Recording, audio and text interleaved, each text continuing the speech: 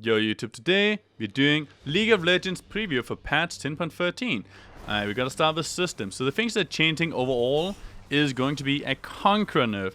Now I don't like this nerf. It's happening because Riot don't know what to do with Conqueror. The problem is it's too strong a Cassiopeia, Zac and other champs that can stack it too fast.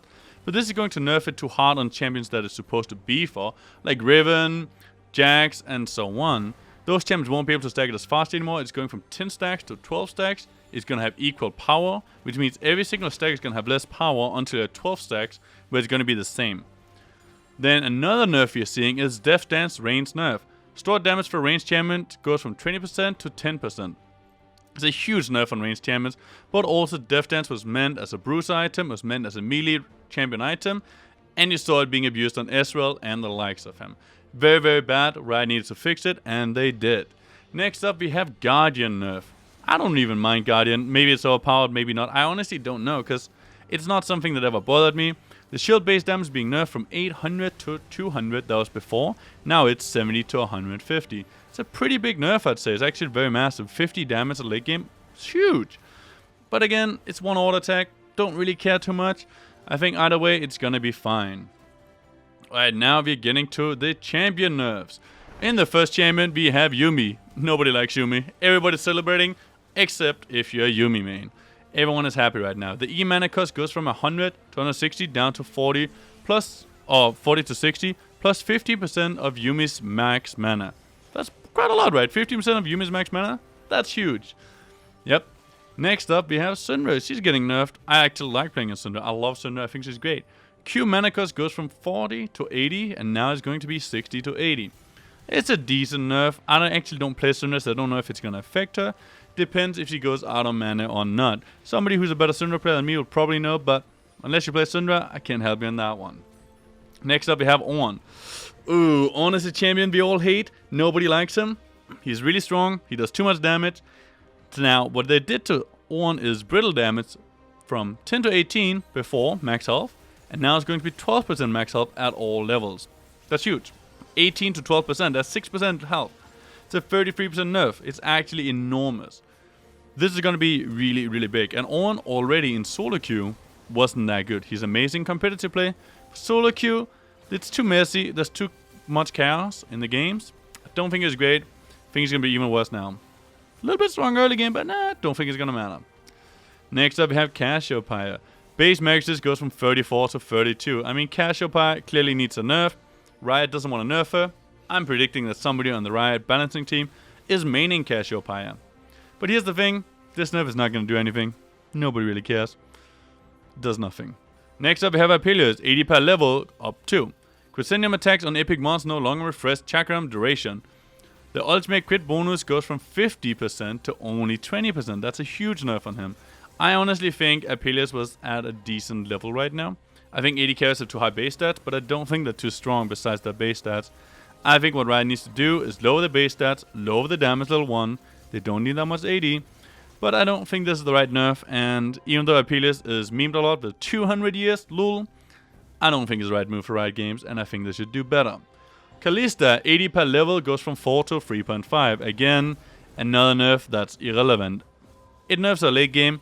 Don't think it matters. Kalista's problem isn't late game. Nobody's complaining, oh my god, Kalista is overpowered late game. No, the problem is 80 carries are too strong early game. Just like supports are too strong early game. They're nerfing the wrong things, and the game is going in the wrong direction. Alright, now we're getting into something really interesting. We're having the buffs. First up, we have Nocturne Jungle. Passive attacks on monsters also give double cooldown reduction, like attacks on champions. That's pretty big. I actually don't know what the hell that does, but pretty big, I guess. It sounds like it's useful. Probably makes Nocturne farm faster in the jungle, because there's less cooldown reduction. The passive, which is the AoE damage, it will make sense. I don't know how big of a difference it's going to be. Nocturne is kind of not that good right now. It is played sometimes as a mid laner, but as a jungler, I don't see it that often. However, with the Conqueror nerf, I'm expecting to see more Shen top, because Shen doesn't use Conqueror and he's already quite good. And if you have a Shen top, Nocturne is a big, big counter. Next up, we have Yorick. The ultimate leash range goes from 900 to 700. She will follow you if you leave this range. Essentially, what that means is Yorick, the ultimate is going to follow you more easily. It's easier to command around, which is great for you because right now, if you play Yorick and you're running away from your ultimate, the big ghoul thing, people have time to try and kill it. But if it follows you faster, there's less time to try and kill it. It's actually a massive buff. Next up we have Rise. Base magic resist goes from 34 to 36. Base 80 from 56 to 58. Well, this helps bad players last hit easier. And the magic resist doesn't matter that much. 2 magic resist is really not much. It does a little bit, but nah. Just like Cassia up here, this is almost irrelevant. Next up we have Y. Q cooldown from 12 to 8 goes to 12 to 6. Small buff for late game Y, but let's be honest. Nobody plays Y. This is not going to be good enough to bring it back into the game. Y is still going to struggle, and she's still going to be quite bad.